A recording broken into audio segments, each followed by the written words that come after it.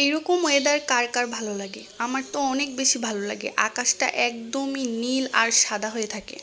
মানে নীল আর সাদার যে একটা সুন্দর কম্বিনেশন, এটা দেখলেই না মনটা অনেক বেশি সতেজ হয়ে যায়।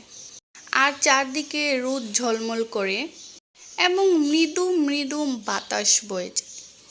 এইরকম আবহাওয়া সত্যি মনটাকে অনেক বেশি ভালো করে দেয়। তো ওই দিনের আবহাওয়াটা অনেক বেশি সুন্দর লাগতেছিল, তাই হচ্ছে আপনাদের সাথে শেয়ার করে দিলাম।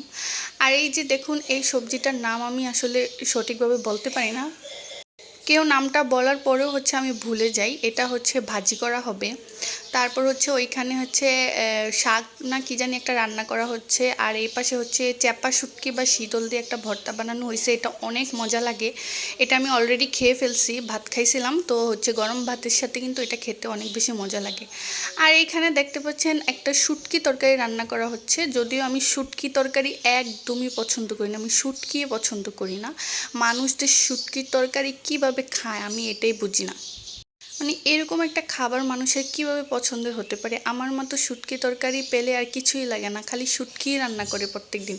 মানে প্রত্যেক দিন যেই খাবারই বা যেই তরকারি রান্না করুক না কেন, সাথে একটা শুটকি তরকারি থাকবেই থাকবে। তো এখানে হচ্ছে কলমি শাক, তারপর হচ্ছে বেগুন, তারপরে যে সবজিটা দেখাইছিলাম ওইটা দিয়ে শুটকি দিয়ে রান্না করা হচ্ছে।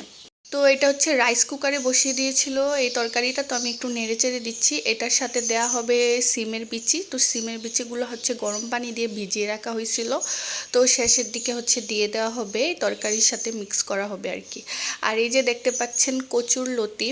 তো এই মোটা কচুর লতিগুলো না ওই রকমভাবে গলায় ধরে না বা চুলকায় না, চিকন কচি লতিগুলোর মতো না এগুলা। এগুলা বেশ একটা গলায় ধরে না এবং খেতেও মোটামুটি মজাই। আর এই যে দেখুন, আমার ময়না পাখি সোনা পাখি আমার বাস্তি হচ্ছে ঘুম থেকে উঠেছে।